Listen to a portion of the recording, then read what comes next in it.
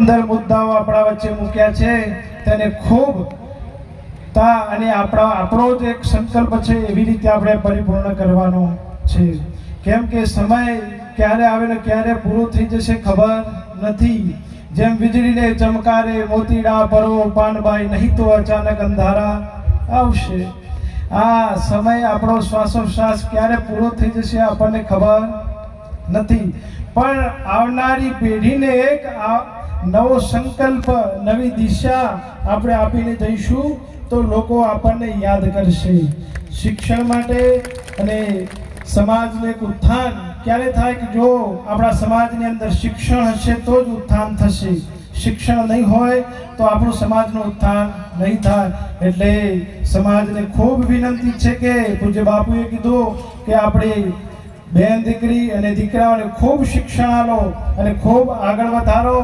અને એ સાથે મારી વાણીને વિરામ આલો.